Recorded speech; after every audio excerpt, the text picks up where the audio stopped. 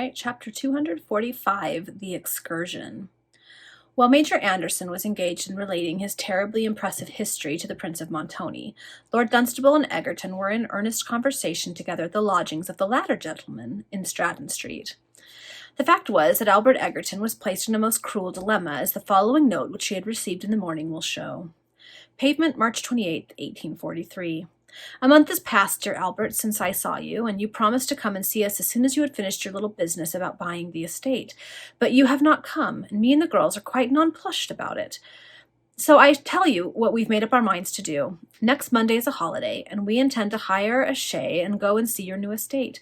But as we don't know where it is, we shall of course want you to go with us. And so you may expect us next Monday, as I say, at 11 o'clock precise. Now mind and don't disappoint us, because we've all made up our minds to go, and we won't take any refusal. If you can't go, why then we'll go by ourselves. So in that case, send us the proper address and a note to the servants. You see that me and the girls are quite determined, so no excuse. Your loving aunt, Betsy Bustard. What the deuce is to be done? Asked Egerton for the 10th time since the arrival of his friend. Egad, I really am at a loss to advise, my dear boy, replied Dunstable. The affair is so confoundedly ticklish. Can't you write and put them off? Impossible, exclaimed Egerton. You see how determined they are. Even if I were to apologize for not accompanying them, how could I refuse to give them the address of a country seat which they so firmly believe me to possess? Then write and say that, finding the house did not suit you after all, you have sold it again, suggested Dunstable. My aunt would see through the thing in a moment, returned Egerton. Besides, she is intimate with Storks, my stockbroker, and would learn from him that I had not bought in any money lately, but on the contrary had been selling out. I really must do something, even if I hire a country house for the purpose. Ah, that might be done, cried Dunstable. Or stay, he continued, a sudden idea striking him. I have it, my dear boy. And his lordship seemed as overjoyed as if he himself were the individual who was unexpectedly released from a serious difficulty. Do not keep me in suspense, said Egerton imploringly. What is it that you have thought of? I'll tell you in as few words as possible, my boy, returned the nobleman. It was about 2 years ago that I passed a short time at a place not far from London called Ravensworth Hall. It is a splendid mansion, and has been shut up almost ever since that period. Lady Ravensworth is living somewhere on the continent in great seclusion, and I happen to know that there is only an old gardener with his wife residing at the Hall. But I cannot understand how anything you are now telling me bears reference to my difficulty, observed Egerton impatiently. Why, don't you see, said Lord Dunstable, slapping his friend upon the shoulder, the gardener and his wife will not decline a £5 note, and I dare say they are not so mighty punctilious as to refuse to allow you to call yourself the master of Ravensworth Hall for one day. What do you think of that idea? I think it is most admirable, returned Egerton, his countenance brightening up, if it can only be carried into execution. Will you leave it all to me? Asked Dunstable. I cannot possibly do better, replied Egerton. But remember, there is no time to lose. This cursed letter must be answered today or tomorrow morning at the latest. I will ride out to Ravensworth as quickly as a thoroughbred can take me thither, said Dunstable, rising to depart. At 7 o'clock this evening I'll meet you to dine at Long's, and by that time I shall be satisfactorily arranged, I can promise you.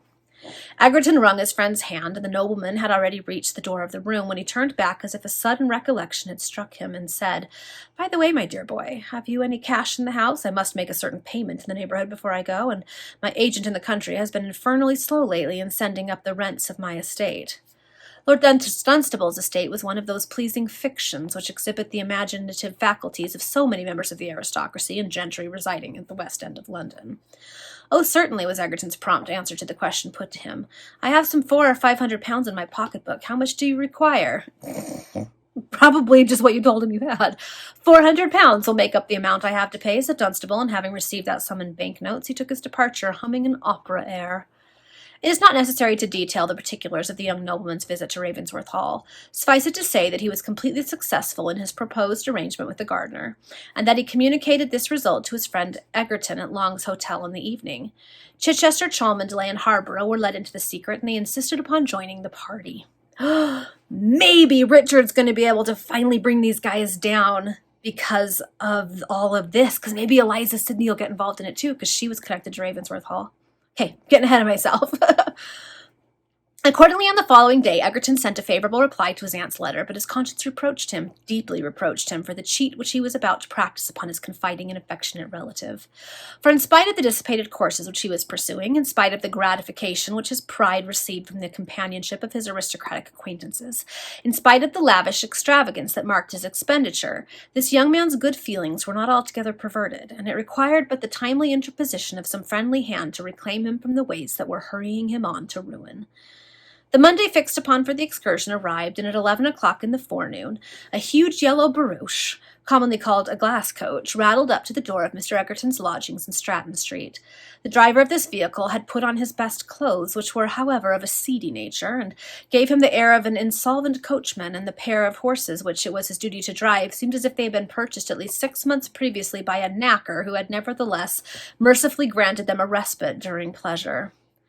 Egerton's countenance became as red as scarlet when this crazy equipage stopped at his door, but his 4 friends, who were all posted at the windows of his drawing room, affected to consider the whole affair as a very decent turnout, and thus the young man's mind was somewhat calmed. By the side of the seedy coachman upon the box sat a tall, thin, red-haired young man dressed in deep black, with his shirt collar turned down over a neckerchief loosely tied after the fashion of Lord Byron. The moment the glass coach stopped in Stratton Street, down leapt the aforesaid seedy coachman on one side and the thin young man on the other, and while the seedy coachman played a nondescript kind of tune upon the knocker of the house, the young gentleman proceeded to hand out first Mrs. Bustard and then her 5 daughters, one after the other. This being done, Egerton's tiger having thrown open the front door, the thin young man offered one arm to Mrs. Bustard and the other to Miss Clarissa Jemima Bustard, and escorted them into the house, the 4 remaining young ladies following in a very interesting procession indeed. Egerton hastened to welcome his relatives, but from the first moment that he had set his eyes upon the red-haired young man, he had entertained the most awful misgivings. And those fears were fully confirmed when Mrs. Bustard introduced that same young man by the name of Mr. Tedworth Jones, the intended husband of Clarissa Jemima. The son and heir of the wealthy tripe man tendered a hand which felt as flabby as tripe itself, and Miss Clarissa Jemima was under the necessity of blushing deeply at her mamma's allusion to her contemplated change of situation. Egerton gave Mr. Tedworth Jones the tip of his forefinger, and then conducted the party upstairs to the drawing-room, where the ceremony of introducing his city relatives to his West End friends took place. Lord Dunstable was most gallant in claiming Mrs. Bustard as an old acquaintance, and he even overcame his aristocratic prejudices so far as to shake hands with Mr. Tedworth Jones. Then the young ladies were introduced in due order, and though they giggled with each other a great deal, and were dressed in very flaunting colours, they were all very good-looking, and this circumstance rendered Lord Dunstable, Sir Rupert Harborough, Colonel Cholmondeley, and Mr. Chichester particularly agreeable towards them. "Well," exclaimed Mrs. Bustard, throwing herself into an armchair and wiping the perspiration from her face, "we really was scrooged up in that glass coach, mamma," said Mrs. Susanna Rachel reprovingly. "Never mind the name, my dear," returned Mrs. Bustard. "Your poor father always called it a shay, and he couldn't have been wrong. But as I was a-saying, we was squeeged up to be sure, 6 of us inside, and obleeged to sit on each other's knees." "That will be just the very thing, madam, to render the trip more agreeable," said Mr. Chichester with an affable smile. "Provided the old lady doesn't sit on my knees," whispered Sir Rupert Harborough to Colonel Cholmondeley. But Mr. Chichester's observation had made all the young ladies giggle, with the exception of Mrs. Clarissa Jemima, who blushed and whispered to Mr. Jones something about such a remark being very unpleasant for a person in her situation. Mr. Jones cast a sentimental glance upon his intended and sighed very poetically as he assured Mrs. Clarissa that she was an angel. "How are we doing, Al, dear?" asked Mr. Bustard after a pause, "and how far off is it? Because I don't think the cattle in our shay are any very great shakes." "On the contrary, aunt, I am afraid they are very great shakes indeed," replied Egerton with miserable attempt at a joke. "But I think you will approve of the arrangements made." "Oh, yes, I'm sure of that," hastily interposed Lord Dunstable, who perceived that his young friend was very far from happy. "Your nephew's establishment is not prepared for his reception yet, but we have done all we could to make you and your amiable daughters comfortable. Materials for an elegant collation were sent out yesterday, and my 4 in hand and the Colonel's phaeton, in addition to your glass coach, will convey us all in a very short time to your nephew's country seat." Scarcely were these words uttered when the 4 in hand and the phaeton alluded to dashed up the street, and the tiger entered to announce their arrival. Egerton immediately offered his arm to his aunt, well knowing that if he did not take care of her, no one else would. Mr. Tedworth Jones escorted his intended, Lord Dunstable took one of the young ladies under his protection, and the three others, of course, fell respectively to the lot of Colonel Cholmondeley, Sir Rupert Harborough, and Mr. Chichester. A fair and equitable distribution of the party took place between the three vehicles, and the cavalcade moved rapidly away in a northern direction, Mrs. Bustard assuring her nephew that it was quite a blessing to get rid of so much scrooging and squeeging as she had previously endured. The gentlemen were very agreeable, and the young ladies very amiable, although they were every now and then simpered and giggled without much apparent cause. But then it must be recollected that they suddenly found themselves for the first time in their lives in the company of a lord, a baronet, and two honourables, one of whom, moreover, was a colonel. The day was very fine, the air was as mild as if it were the month of May instead of March, and the whole party were in excellent spirits, for even Egerton recovered his natural gaiety when he saw that the affair was likely to pass off without any of those annoyances which he had feared would arise from the collision of Finsbury denizens and West End fashionables. At length the open country was gained, and in due time the stately pile of Ravensworth Hall appeared in the distance. Nothing could equal the gratification which Mrs. Bustard and the 5 Miss Bustards experienced when the edifice was pointed out to them as Egerton's country seat, and without pausing to reflect how incompatible were his means with such a great mansion, they felt no small degree of pride at the idea of claiming the proprietor of Ravensworth Hall as their own near relation. "What a beautiful place," whispered Miss Clarissa to Mr. Jones, who would insist on keeping her hand locked in his during the whole ride. "Charming, dearest, charming," replied the enamoured swain, "and so are you." Miss Clarissa blushed for the 30th time that morning, and as if the squeeze of the hand which Mr. Jones gave her as a proof of his undivided attention were not sufficient, he planted his boots upon her foot at the same time. This, however, so common a token of love in all enlightened countries, that Miss Clarissa received it as such, although the tender pressure somewhat impaired the snow-white propriety of her stocking. "Oh, what an immense building!" exclaimed Miss Susanna Rachel, as the 3 carriages now swept through Ravensworth Park. "Gigantic," said another Miss Bustard. "Very stupendous indeed, ladies," observed Colonel Cholmondeley, who was seated in the same vehicle with 2 of Mrs. Bustard's fair daughters. "And so this great large edifice is yours, my dear Al?" said the good lady herself, as she thrust her head from the window of the glass coach and surveyed the building with ineffable satisfaction. "But what a sight of chimblies it has, to be sure!" "Because it has a great number of rooms, aunt," replied Egerton. "What sweet balconies!" cried the enraptured lady. "Yes," said Egerton, "they will look very handsome when all the shutters are open and the windows are filled with flowers and evergreens." "Oh, to be sure!" exclaimed Mrs. Bustard joyfully. "Well, really, it is a most charming place, and I never did see such lovely chimbley pots in all my life. Quite picturesque, I declare." The 3 carriages now stopped before the entrance of the hall, and Lord Dunstable's lackey gave a furious ring at the bell. In a short time one of the folding doors was slowly opened to a distance of about a foot, and an old man, wearing a strange brown wig surmounted by a paper cap, thrust his head forth. Then, having surveyed the party with a suspicious air for some moments, he opened the door a little wider and revealed the remainder of his form. "Come, my good fellow," said Dunstable, as he rushed up the steps, "did you not know your new master, who is just handing that lady out of the glass coach?" This was intended as a hint to make the gardener aware of the particular individual who was to be passed off as the owner of Ravensworth Hall. "Oh, ah," said the man in a drawling tone as he took off the paper cap and made a bow to the company. "I sees him, and a very nice gentleman he is, I've no doubt, but I hope he'll excuse me for not opening the gate at first, because I suppose," hastily interrupted Dunstable, "you did not know who we all were." "No, that I didn't," continued the old man, "and I am desperate afeard of thieves." "Thieves!" cried Lord Dunstable. "What, in the broad daylight, and riding in carriages?" "Lor, sir," said the gardener, turning a quid of tobacco from one side of his mouth to another, so that a swelling, which at first appeared in his left cheek, was suddenly transferred to the right, "me and my old woman is very lonesome in this great place, and we've heard such strange stories about the tricks of thieves that we never know what shape they may come in." I think this gardener pretending to be a butler is going to give away the whole thing. Dunstable cut short the old man's garrulity by inquiring if the baskets that were sent on the previous day had arrived, and on receiving a roundabout reply in the misty verbosity of which he perceived an affirmative, the nobleman desired Egerton to do the honours of his new mansion. "My good man," said Mrs. Bustard, advancing in a stately fashion towards the gardener, who had replaced the paper cap on his head, and had tucked up his dirty apron so that it looked like a reefed sail hanging to his waist. "My good man, what is your name? I don't ask through impertinent curiosity, but only because I am the aunt of your new master, and all them young ladies is my daughters, your new master's first cousins in consequence, and it's more than likely that we shall pay many visits to the hall, so it is but right and proper that we should know by what name you're called." The gardener was a little shriveled, stolid-looking old man, and there was something so ludicrous in the way in which he stared at Mrs. Bustard as she thus addressed him, that Cholmondeley and Chichester were compelled to turn aside to prevent themselves from bursting into a roar of laughter. "My good fellow," said Dunstable, hastening forward to the rescue, for Egerton was trembling like a leaf through the fear of exposure. "This lady puts a very proper question to you, but of course her nephew, your new master, is able to answer it." "Well, now," cried Mrs. Bustard, struck by this observation, "and I never thought of asking Albert, why it's natural that one should know the names of one's own servant?"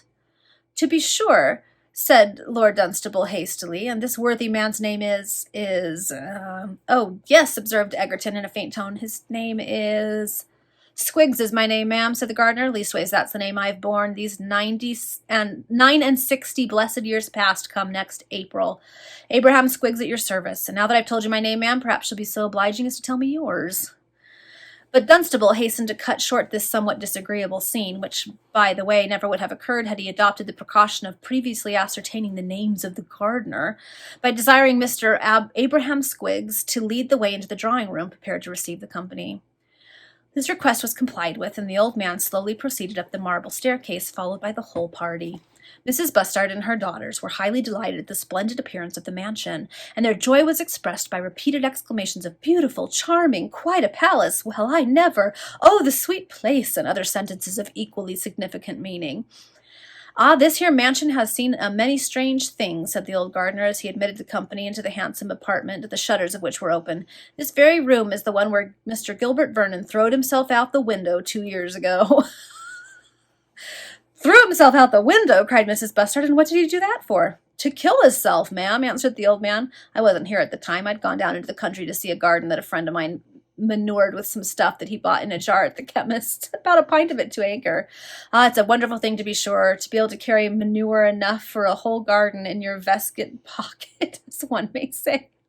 Butler's talking about manure and people throwing themselves out of windows. Oh, if this plot they have going on doesn't fall apart in an instant, I will be very much surprised. "But you was speaking about a gentleman who threw himself out of the window," said Mrs. Bustard impatiently.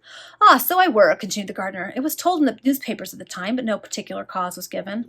Oh, there was a great deal of mystery about all that business, and I don't like to say much on it, because Mr. Vernon is known to walk." "Known to walk?" exclaimed several of the ladies and gentlemen, as it were speaking in one breath. "Yes," returned the gardener with a solemn shake of the head. "Gilbert Vernon sleeps in a troubled grave, and his spirit wanders about the mansion of a night. If it wasn't that me and my wife is old and friendless and must go to the workhouse if we hadn't this place, we'd not sleep another night in Ravensworth Hall." "Why, my dear Al," said Mrs. Bustard, casting a terrified glance around, although the sun was shining gloriously and pouring a flood of golden lustre through the windows, "have you gone and bought a haunted house? I do declare." "How charmingly poetical," whispered the Tripeman's son to Miss Clarissa Jemima. "Only think, dearest, a haunted house." "Yes, Tedworth, I do indeed think—" "What, beloved one?" asked the sentimental swain. "That I hope we shall leave it before it grows dusk," returned the young lady, who evidently saw nothing poetical in the matter at all. "My dear aunt," said Egerton, in reply to the observation which his relative had addressed to him, "I'm not so silly as to be frightened by tales of ghosts and spirits. I would as soon sleep in this room as in any other throughout the mansion." "No, you wouldn't, young man, no, you wouldn't," exclaimed the gardener in so earnest and impressive a manner that the young ladies huddled together like frightened lambs, and even the gentlemen now began to listen to the old man with more attention than they hitherto had shown. "I say, sir, that you would not like to sleep in this room, for as sure as there is a God above us, have me and my wife seen the spirit of Gilbert Vernon standing at dusk in that very balcony which he throwed himself from." "Dear, dear," whispered all the ladies together. "And what was he like?" asked Mrs. Bustard. "Why, ma'am," returned the gardener, "he was dressed all in deep black, but his face were as pale as a corpse's, and when the moonbeams fell on it, me and my wife could see that it was the face of a dead man as well as I can see ere a one of you at this present speaking." "I wonder if it's actually the resurrection man. He's always described as looking like a cadaver, and we don't know where he went when he fled from his house." "Egad, you have bought a nice property, Egerton," said Lord Dunstable, turning towards his friends. "I shall propose that we return to London again before it grows dark." "Decidedly, since you are so disposed," returned Egerton, who was rejoiced to think that the old gardener had started a topic so well calculated to frighten his aunt and cousins away from the hall some hours earlier than they might have otherwise been induced to leave it. "Upon my honour, all this is vastly entertaining," exclaimed Sir Rupert Harborough. "But how long ago was it that you saw the ghost, my friend?" How long ago? Repeated the old man slowly. Why, I have seen it a matter of 50 or maybe 100 times. The first time me and my wife was together. We had been across the fields to a farmhouse to get some milk, butter, and what not, and we was a-comin' home through the park when we saw a dark object in that balcony there. My wife looks and I looks, and sure enough, there it were. What do you think it is? Says she. I think it's a thief, says I. No, it ain't, says she. It don't move, and a thief wouldn't stand there to amuse hisself. No more he would, says I. Let's go near, for no one would harm two poor old creatures like us. And we went close under the balcony, and looked up, but never shall I forget, or my old woman either, the awful pale face that stared down at us. We recollected that that very balcony was the one which Mr. Vernon had throwed hisself from, and that was enough for us. We knowed we had seen his spirit. Oh dear, if it should come now, murmured Miss Clarissa, who was so alarmed, or at least seemed to be, that she was forced to throw herself into the arms of Mr. Tedworth Jones. Well, this is what I call a little dilemma you've got yourself into, Albert, said Mrs. Bustard, for you'll never be able to live in this place. And no one else, unless it is such poor old helpless creatures as me and my wife, said the gardener. Since the first time we saw the spirit, and that's near a year and a half ago, we've seen him many, many times, but he don't hurt us. We've got used to him, as one might say. If this be the room that your ghost frequents, exclaimed Colonel Cholmondeley, why did you select it for our reception today, since there are so many other apartments in the mansion? The gardener looked confused and made a movement as if he were about to leave the room. Oh, do make him tell us why he chose this apartment of all others, whispered Mrs. Bustard to her nephew.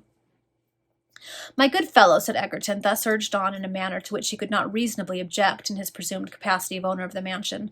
My good fellow, did you not hear the question addressed to you by Colonel Cholmondeley? Yes, replied the gardener abruptly. Then why do you not answer it? Said Egerton, not daring to speak in a firm or commanding tone. Why, if you're curious to know, I had no objection to tell you, responded the old gardener after a few minutes' consideration. You see, when the establishment was broke up just after Lady Ravensworth left the hall on a sudden, and when her lawyer come down here to discharge the servants, except me and my wife, who was put in charge of the place, he goes through the whole building and has all the shutters shut and locks up all the rooms. Yes, of course, interposed Dunstable hastily, because the mansion was to be sold just as it stood with all the furniture in it. But he gives us the keys in course, continued the gardener, only he told us to keep the rooms locked and the shutters shut when he wasn't dusting or cleaning. Well, the very next day after we see the spirit in the balcony, me and my wife come up to this room together, and sure enough, the shutters was open. And they had been closed before? Asked one of the young ladies in a tremulous tone. As sure as you're there, miss, replied the old man. What I now tell you is as true can be, but the door was locked, and that made it more curious still. It is clear that the shutters in this one particular room had been left open when all the others were closed, said Colonel Cholmondeley with a contemptuous smile, for he began to grow weary of the old man. Well, and if they was, cried Abraham Squiggs in an angry tone, for the colonel's remarks seemed to convey an imputation against his veracity. Me and my wife shut 'em up again, and locked the door when we went out. And what followed? Inquired 2 or 3 of the Misses Bustard, speaking in low voices, which indicated breathless curiosity. Why, that next night the shutters was open again, answered the old man, fixing a reproachful glance on the skeptical colonel. The young ladies shuddered visibly and crowded together. Mrs. Bustard again cast a timorous glance around, and the gentleman knew not what to make of the gardener's story. Yes, continued the old man, now triumphing in the impression which he had evidently made upon his audience, and from that moment till now I've never set foot in this here drawing-room. But the spirit is often here, for sometimes the shutters stay open for 2 or 3 days, sometimes they're closed for weeks together. But what has all that to do with your bringing us to this very room on the present occasion? Asked Egerton, his aunt again prompting the question. Now don't be angry, sir, and I'll tell you, replied the gardener, remembering that he was to treat Mr. Egerton as the owner of the place. The shutters has been shut for a matter of 3 weeks up to last night, and so when I see 'em open again, I says to my wife, says I, now's the time to see what the spirit really wants and why he troubles that room. There's a power of fine folks a-comin' tomorrow, says I, and we'll just put 'em in the haunted room. If so be the spirit shows hisself, they're sure to speak to him, and may be he'll tell them why he walks. Do so, says my old woman, and by rights I shouldn't have said a word about the spirit at all, but it come out somehow or another, and now you know all. And we are very much obliged indeed for being put into a haunted room, exclaimed Mrs. Bustard, bridling up. Oh, the joke is a capital one, cried Cholmondeley, and we will stay here by all means. If the ladies should be frightened, the gentlemen must take them upon their knees. Oh, this before one in my situation, whispered Clarissa Jemima to her lover. It is too bad, my charmer, returned the poetical tripe man. But the colonel's observation, however grievously it shocked the tender couple, had only produced a vast amount of giggling and blushing on the part of the 4 Mrs. Bustards who were not engaged to be married, and the result was that no serious opposition manifested itself to Cholmondeley's proposal to occupy that particular room. "Pray be seated, ladies and gentlemen," said Egerton, now taking upon himself the duties of a host, "and excuse me for a few minutes while I ascertain that everything necessary for your entertainment has been provided." Egerton accordingly left the room, beckoning Abraham Squiggs to follow him. The gardener conducted his temporary master to the kitchen, where Mrs. Squiggs was busily engaged in unpacking the hampers of wine and cold provisions sent on the previous day. She was as like her husband as if she had been his sister instead of his wife, and therefore the reader is prepared to hear that she was a little shriveled, dirty old woman, possessing a face and hands apparently at open war with soap and water. That's a great description. I love that. She was, however, very good-natured, and seemed quite at home in the occupation to which her attention was presently directed. Being unaware of the approach of her husband and a stranger, she continued aloud the soliloquy in which she was engaged previous to their entrance. "Fine turkey stuffed with black things, truffles, I have heard them called by the cooks that used to be here," said the old lady, in a voice that seemed as if it sounded through a cracked speaking trumpet. "Glorious ham, 4 cold chicken, and tongues, regular pitchers. Two cold pies, veal and ham most likely, leastways unless one's beef, 6 lobsters, flask of ale, and a bottle of vinegar. But what's this heavy feller? Cold round of biled beef, and here's a blessed quarter of lamb. They'll want mint sauce for that. What next? 4 great German sausages, excellent eating, I'll bet a penny. No end of bread, half a Cheshire cheese, whole Stilton, and that's all in this basket." Mrs. Squiggs had just finished the pleasing task of arranging all these succulent edibles upon the dresser, when she turned round and beheld her husband, accompanied by a stranger, who was forthwith introduced as Mr. Egerton, the temporary master of the hall. The old lady bobbed down and up again, thereby meaning a curtsy, for the natural good nature of her disposition was materially enhanced by the pleasing prospect of coming in for the remainder of the splendid collation which she had been admiring. Egerton and the gardener hastened to unpack the wine, and when this task was accomplished, the young man addressed the old one in these terms: "My friend Lord Dunstable gave you £5 the other day as a slight recompense for your civility in allowing me the use of the hall on this occasion. Here is another £5 note for you, but pray be upon your guard should either of the ladies take it into their heads to question you concerning my right to this property. I, however, perceive that you are well disposed to aid me in this little innocent cheat upon my relations, and I really give you great credit for the ghost story which you told to get rid of them all as soon as possible." "Thank you kindly for the money, sir," exclaimed the gardener, "but as I am a living sinner which hopes to be saved, every word I said upstairs about the spirit is true as the gospel." "Ridiculous," cried Egerton. "You cannot seriously believe in such a thing. Who ever heard of ghosts in these times?" "Well, sir," said the man in a solemn tone, "don't let's talk any more about it, because it might bring bad luck to disbelieve in ghosts where a ghost walks." Egerton was about to reply, but he checked himself, remembering that it was useless to argue against a deeply rooted superstition. He accordingly gave some instructions relative to the collation, which he ordered to be served up in the course of an hour, and having renewed his injunctions as to caution in respect to his supposed ownership of the estate, he returned to the drawing-room where he had left the company. Okay, that's the end of that chapter. We haven't heard if Richard was able to get his message to Egerton. Probably not yet, because he left so soon. They're pretending that he is the owner of Ravensworth Hall. The gardener who's still there has seen a ghost who I'm so sure is the Resurrection Man. Right? It's gotta be. So that's going to come to a head. I keep thinking Richard is going to have his confrontation with Harborough and Chichester at some point. Okay, we'll see.